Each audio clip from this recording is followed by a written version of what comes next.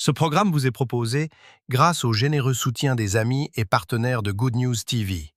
Ensemble, nous partageons la parole de Dieu, répondons aux besoins et apportons de l'espoir aux gens du monde entier. Si vous souhaitez devenir partenaire, vous pouvez utiliser les coordonnées bancaires affichées à l'écran et appeler le numéro indiqué pour plus de détails. Nous vous sommes très reconnaissants pour vos prières et votre générosité. Merci de nous aider à changer des vies chaque jour. Nous espérons sincèrement que ce programme vous sera bénéfique.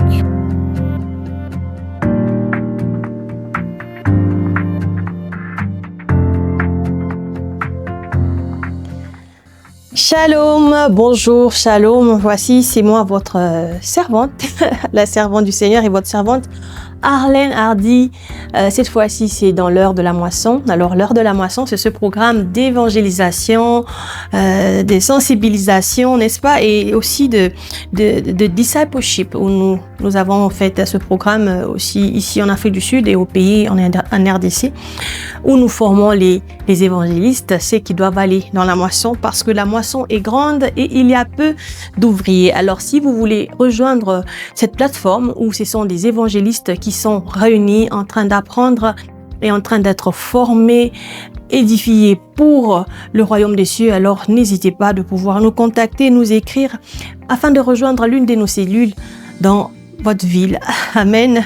Ou ici où nous sommes, ou aussi à Lubumbashi et à Kinshasa. Que Dieu vous bénisse. Alors, dans l'heure de la moisson, nous commençons cet enseignement sur les signes de la fin de temps. Et voici notre thème que nous commençons. Et nous aurons une série d'enseignements sur ce thème. Et le thème est « Voici les signes qui précéderont la fin du monde ». Les signes qui précéderont la fin du monde. Alors, nous devons tout savoir qu'il y aura la fin à ce monde. Il y aura une fin. Tout début a une fin, donc le monde aussi un jour aura une fin. Nous devons alors connaître quels sont les signes ou quels seront les signes qui vont précéder cette fin du monde. Amen. Alors c'est comme ça que dans ce programme, nous allons avoir une série d'enseignements sur ces signes de la fin de temps. C'est vraiment un programme très intéressant. J'aimerais que tu puisses t'abonner, que tu puisses activer ta clochette de notification pour que tu ne puisses pas manquer l'un de ce numéro. Ça sera vraiment à la lumière de la parole où nous allons vraiment aller dans la profondeur et être éclaircis grâce au Saint-Esprit sur ces choses qui sont les choses de la fin de temps. Oui, nous sommes dans la fin de temps, nous devons donc avoir la connaissance sur ces choses. Donc le thème, comme j'étais en train de dire, c'est « Voici les signes qui précéderont la fin du monde ». Alors, notre thème, nous le tirons du livre de Matthieu au chapitre 24, le verset 3. Donc Matthieu 24, verset 3. Nous allons donc lire cette parole au nom puissant de Jésus-Christ. Matthieu 24, verset 3. Alléluia. Alors, il s'assit sur la montagne des Oliviers et les disciples vinrent en particulier lui faire cette question. Dis-nous quand cela arrivera-t-il et quel sera le signe de ton avènement et de la fin du monde? Waouh! Donc déjà à l'époque, les disciples avaient cette question. Ils voulaient savoir les signes qui vont précéder l'avènement du Seigneur et la fin du monde. C'est une question très très importante à se poser tous. Alors cette question de vouloir savoir quand est-ce que cela arrivera vient juste après que les disciples ont essayé de montrer au maître combien était beau le temple. Ils étaient en train de montrer l'élégance du temple. Ils faisaient remarquer au maître comment est-ce que le temple était beau. Rappelons-nous que ce temple a été construit. En fait, construit, ça veut dire commencer par Zorobabel, si nous nous rappelons bien l'histoire. C'est Zorobabel qui commence à construire le temple et finalement, c'est le roi romain qui va venir après, qui va finir la construction du temple. Au début, le temple n'était pas aussi beau parce que nous nous rappelons qu'il y a eu des vieillards de l'époque de Zorobabel qui ont pleuré quand ils ont vu un niveau où était le temple. Alors encore, on nous dit même que jusque-là, même à ce niveau-là, le temple n'était pas encore fini. Même quand les disciples étaient en train de montrer au Seigneur le temple n'était toujours pas encore fini, mais il y avait quand même beaucoup d'avancement. C'était très beau quand je veux entrer dans les détails avec le temps. sur comment présenter ce temple dont le disciple était en train de montrer au Seigneur. C'était un temple vraiment d'ordinaire, au fait. C'était beau, hein. Jusqu'aujourd'hui, nous aimerons aussi. Nous aurons dû dire, excusez-moi, comme les disciples, que regarde, ce temple est très beau. Amen. Donc, c'était un beau temple, bien qu'il n'était pas encore achevé aussi, mais quand même déjà un grand travail après Zorobabel fait par le roi romain. Alors, nous ne sommes pas en train de parler du temple aujourd'hui, nous sommes en train de parler des signes du temps de la fin. J'étais juste en train de dire que cette question venait après que le maître, l'attention du maître a été attirée vers ce temple par ses disciples. Et voilà, le Seigneur va répondre à cette question. Et voici, qu'est-ce qu'il dit le Seigneur? Il ne restera pas ici pierre sur pierre qui ne sera ou qui ne soit renversée. Donc, ce que vous voyez, c'est bien beau, c'est bien joli, mais ça sera renversé. N'est-ce pas aussi, nous, aujourd'hui, nous avons des choses que nous trouvons belles. Nous trouvons, waouh, on s'est dit vraiment ça.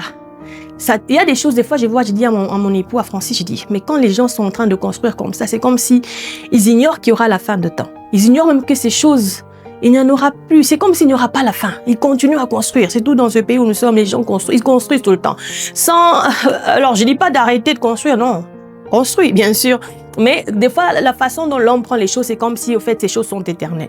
Alors, nous aussi, aujourd'hui, nous pouvons aussi être comme, au fait, les disciples, se dire, mais ces choses ici sont tellement belles, elles sont belles, waouh, c'est beau. Mais ces choses, je vous rassure, qu'elles seront aussi renversées un jour. Oui, un jour, ça sera renversé. Nous pouvons prendre l'exemple de ce qui se passe à Gaza. Nous avons vu que même en Ukraine, une guerre comme ça, vous voyez que la ville, ils sont des bâtiments que peut-être je n'ai pas dans mon pays, mais qui ont été rasés comme ça. Quand vous voyez les photos, des comparaisons, dernièrement, je regardais aux informations, c'est grave. Donc, c'est pour ça, un clin d'œil, tout peut être renversé, terrassé. Amen. Alors, les disciples voulurent savoir quand est-ce que ces choses auront lieu. Est-ce que c'est à son avènement? Quand est-ce que viendra la fin du monde? Alors, déjà ici, j'aimerais qu'on ait un éclaircissement sur la fin du monde et l'avènement du Seigneur. Alors, l'avènement du Seigneur, nous parlons de la deuxième ou la seconde venue du Seigneur. À ne pas aussi confondre avec sa première venue. Alors, la première venue, c'est quand il est venu. Sa deuxième venue, sa seconde venue, c'est son avènement. C'est pour bientôt. Et la fin du monde, c'est un peu plus loin. Amen. Alors, si vous voulez en savoir plus, restez toujours scotchés, restez toujours avec nous, suivez-nous pour en savoir plus. Quand est-ce que viendra ces choses? Quand viendront ces choses? La fin du monde, l'avènement du Seigneur. Alors, voilà, ils voulaient savoir, c'est quand est-ce que le Seigneur revient, quand est-ce que c'est la fin du monde. Alors, avec tout ce qui se passe dans le monde aussi aujourd'hui, comme j'étais en train de le dire, il y a tellement de nouvelles, surtout les informations. Des fois, j'ai zappe même de suivre les informations parce que quand je suis tellement attachée à ces choses que je commence déjà à me dire, ok, peut-être, le Saint-Esprit m'a quand même corrigé sur ça.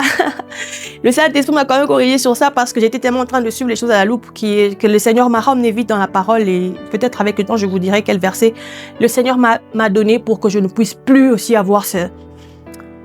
Alors, j'étais vraiment figée sur le temps. J'étais vraiment en train de regarder l'horloge et ce n'est pas à moi de regarder l'horloge. Amen.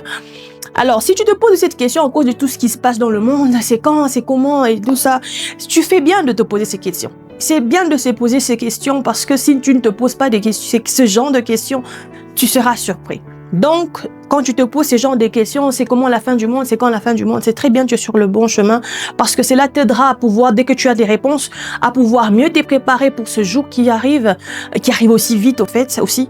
Et tu pourras te préparer, surtout spirituellement, excusez-moi, te préparer à ces choses qui vont venir. Amen. Tu prépares aussi les autres qui sont autour de toi. Comme je suis en train de le faire maintenant, je fais ceci pour pouvoir préparer le monde, préparer les gens à ne pas rater ces choses, à ne pas être surpris quand ces choses arriveront. Alors, si tu te poses ces questions, c'est bien, tu vas mieux te préparer et tu vas aussi préparer les autres pour que les âmes soient sauvées. Alors, au cas où tu te poses pas de questions du genre, vraiment, je te prie de commencer à te les poser parce que vraiment, la fin du monde, elle est là, elle arrivera un jour. Et au fait, l'avènement du Seigneur, elle arrivera, il faudrait se préparer à ça. Et au fait, si ce n'est pas l'enlèvement, si ce n'est pas la fin du monde, c'est peut-être la mort. Je ne souhaite la mort à personne, comme je l'ai dit tous les jours, mais j'aime qu'on se prépare quand même. On doit être prêt chaque jour. Ça on ne sait pas quand ça vient, alors il faut être prêt. Il faut être prêt chaque jour. Tu n'auras toujours pas le temps de te confesser. Comme certaines personnes pensent que, ok, je vais d'abord vivre ma jeunesse, je vais d'abord en jouir, je vais jouir de ma jeunesse et puis après je vais me repentir. Je pense que j'ai évangélisé quelqu'un qui m'a donné cette réponse. Il dit non, j'ai encore le temps, j'ai encore ma vie, je suis encore jeune, je vais me repentir quand je serai vieux. Et puis c'était un chauffeur, je me rappelle. Je veux me repentir quand je serai vieux. C'est quand je vais pas. Pour l'instant, je veux d'abord prendre le plaisir de la vie. Je veux me repentir quand je vais vieillir. En fait, c'est ce que mon père avait fait. Donc il avait un exemple. Son père s'était repenti dans sa vieillesse. Lui aussi se dit, moi, je veux me repentir dans ma vieillesse. Pas une bonne idée, ok? Rien ne nous rassure que nous allons vieillir. C'est vrai, la parole de Dieu nous rassure la vieillesse. Nous aurons des longs jours. Et je souhaite à tout le monde, mais on ne sait jamais, il faut toujours se préparer. Pourquoi pas profiter de cette vie d'une autre manière? Amen, dans le Seigneur. Et donner sa vie au Seigneur pour le servir. C'est très beau, je vous jure. C'est très beau, loin du péché. Le péché est bon, mais il paye mal, très mal. Mais le Seigneur, le Dieu Tout-Puissant que nous servons est très merveilleux. Quand vous quittez toutes ces choses, le monde, vous vous tournez vers lui, vous commencez à le servir. C'est la chose la plus merveilleuse qui peut arriver à quelqu'un. Amen. Alors, la parole de Dieu déclare qu'un peuple périt. Non, son peuple périt par faute de connaissance. Ça, c'est dans le livre d'Osée que nous trouvons ce texte où le Seigneur dit « Mon peuple est détruit parce qu'il lui manque la connaissance. » Osée 4:6 au verset 8. Alors, si vous n'avez pas la connaissance de ces choses, vous risquez de périr. Si vous n'avez pas vous ne partagez pas cette connaissance autour de vous, les personnes autour de vous peuvent périr. Alors, nous parlons pas de la mort physique seulement, mais nous parlons aussi de la mort spirituelle. Ils peuvent rester dans la mort spirituelle parce que la vie, la lumière n'est pas encore arrivée à eux. Ils n'ont pas reçu la lumière, ils n'ont pas reçu la vie pour revenir à la vie spirituellement parlant, pour qu'un jour ils puissent avoir la résurrection. Amen. Alors, si vous manquez ces choses, si vous manquez de vous préparer à l'avènement du Seigneur, à la fin du monde, vous risquez de rater beaucoup de choses, beaucoup d'événements. Amen. Ce que nous n'avons pas raté, la plupart de nous, c'est la mort. La mort, plusieurs personnes vont passer. Seront ceux qui seront bénis, seront ceux qui seront enlevés. Amen. Si nous serons enlevés, gloire au Seigneur. Encore là, ceux qui seront enlevés, c'est seulement ceux qui se sont repentis, ceux qui se sont donnés au Seigneur. Alors tout ça, je vais entrer en détail avec le temps dans ce programme. Alors, il y a ceux qui seront enlevés et il y a ceux qui vont ressusciter. Encore là, vous risquez de rater la résurrection. Alors, s'il vous plaît, restez dans ce programme pour en savoir plus. Alors, c'est l'ignorance que je ne veux pas qu'on puisse avoir. J'aimerais qu'on puisse avoir la lumière pour qu'on comprenne ces choses. Amen. Pour qu'on comprenne l'enlèvement, la résurrection. Comment est-ce que je peux rater l'enlèvement? Comment je peux rater la résurrection? Est-ce que je peux rater l'enlèvement? Est-ce que vraiment il y a la résurrection après la mort? Ce sont ces questions que nous allons traiter ici, avoir des réponses pour que ça puisse vous éclairer, vous apporter la lumière dans votre vie et vous sauver votre âme. Alléluia. Amen. Alors, comme j'étais en train de dire, l'ignorance ne nous aide pas. L'ignorance ne nous aide pas. Il faudrait avoir de l'éclaircissement. Il faut avoir la parole de Dieu pour avoir la connaissance. Parce que quand tu connais la vérité te rendra certainement libre, déclare la parole de Dieu. Alors, quelle a été la réponse du Seigneur à cette question dont les disciples lui ont posé? Le Seigneur, comme pour leur aviser, comme pour nous aviser, nous tous, il met en garde. Il met en garde. Écoutez la réponse du Seigneur. Jésus leur répondit, « Prenez garde que personne ne vous séduise, car plusieurs viendront sous mon nom, disant, c'est moi qui suis le Christ, et ils séduiront beaucoup de gens. » Alléluia. Nous allons aussi lire Matthieu 24, verset 11, pour avoir un peu plus de réponse à cette question. Plusieurs faux prophètes s'élèveront et séduiront beaucoup de gens. Ça, c'est Matthieu 24, verset 11. Amen. Alors, c'est dans le même chapitre. Le Seigneur est en train de répondre à la question des disciples de vouloir savoir quand est-ce que ces choses arriveront-elles? Quels sont les signes? Voici l'un des signes que le Seigneur leur donne. Il y aura l'apparition des faux prophètes. Alléluia. Plusieurs faux prophètes s'élèveront et séduiront beaucoup de gens. Il leur met en garde. Plusieurs viendront en mon nom, sous mon nom, disant que je suis le Christ. Vous savez quoi? Ces choses arrivent déjà. Déjà de dire que je suis le Messie, vous pouvez taper, vous allez voir qu'il y a des faux Messies qui ont commencé déjà à se faire connaître. Je suis le Messie. Ça veut dire que les signes sont là. Donc, un des signes que le Seigneur nous donne, nous allons prendre comme un premier signe la présence, l'apparition, la venue de plusieurs faux prophètes ou aussi des faux messies. Il y aura plusieurs faux messies. Je pense que plus tard, il va dire, quand on vous dira, il y a le Christ. Je pense que mon fils m'a dit cette semaine, on dit que le Seigneur va revenir cette semaine. Il revient cette semaine ou la semaine prochaine. Je pense qu'on m'a dit hier aussi ça. On m'a encore dit hier. Cette semaine, on m'a dit 2 fois qu'il y a des informations qui sont en train, en fait, de se partager, soi-disant que il y a un Christ qui est en train de venir. Amen. Il ne connaît lui-même ni l'heure ni le jour. Donc, il dit qu'il viendra comme un voleur. Donc, on ne nous séduise pas. Ceux qui viendront avant, ce seront des faux prophètes, ce seront des faux messies. Le vrai messie ne viendra pas comme ça. Il viendra comme un voleur, quand nous nous y attendrons le moins. Voilà pourquoi nous devons être encore plus préparés. Parce que nous ne savons ni l'heure ni le jour. Comme lui-même, il ne sait ni l'heure ni le jour, ni les anges ne savent. Rien que le Père. Personne ne peut venir nous dire, je connais le jour. Au fait, comme je vous disais, j'ai beaucoup étudié dans ça. Je suis allée vraiment dans des recherches et beaucoup plus dans la parole de Dieu pour pouvoir savoir. C'était pas à moi de savoir. Je ne connais même pas. C'est le seul, le Dieu d'Israël, l'alpha et l'oméga, le créateur de l'univers qui connaît ses réponses. Amen. Alors, les jours, nous ne connaissons pas, mais nous connaisserons les signes qui vont nous aider à pouvoir savoir que voilà, nous sommes déjà dans la fin des temps. Soyons prudents. Ça, c'est un faux prophète. Parlons des faux prophètes. Combien y en a-t-il aujourd'hui? Des faux prophètes, des fausses prophétesses, surtout les prophétesses, les prophètes qui disent des mensonges. Alors, quand on parle des faux prophètes, c'est pas seulement ceux qui prophétisent des mensonges et les choses ne se réalisent pas. Il y en a beaucoup. En fait, ils prophétisent ce qu'ils pensent, ils prophétisent ses imaginations, ses rêves, ses choses à lui. Vraiment, même la parole de Dieu nous met en garde de ce genre de prophète. Quand il prophétise quelque chose, la chose n'arrive pas. Et il te donne toujours, oh non, c'est parce que toi tu n'avais pas la foi, ou c'est parce que c'est pour ça que tu n'as pas vu ces choses se réaliser. Amen. Ça, ce sont des faux prophètes aussi, nous marquent des faux prophètes. Mais il y a des faux prophètes, au fait, qui viennent sous la couverture de Christ ou en tant que chrétien, ou soit comme de loups, au fait, au milieu des agneaux. Ce sont des loups, au fait. Ils viennent de Satan. Ce sont des faux prophètes.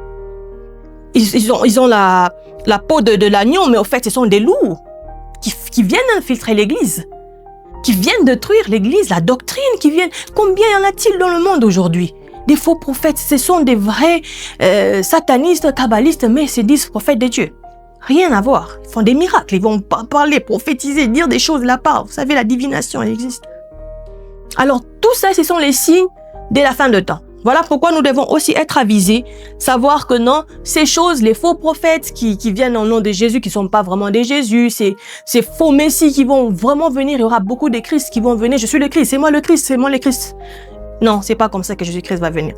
Dans cette étude, dans cet enseignement, dans cette série d'enseignements, nous allons apprendre avec le temps comment est-ce que le Seigneur apparaîtra. Alléluia. Et ça va nous aider à ne pas tomber dans les pièges des faux messies ou des faux prophètes. Alors, pour aujourd'hui, je vais m'arrêter là.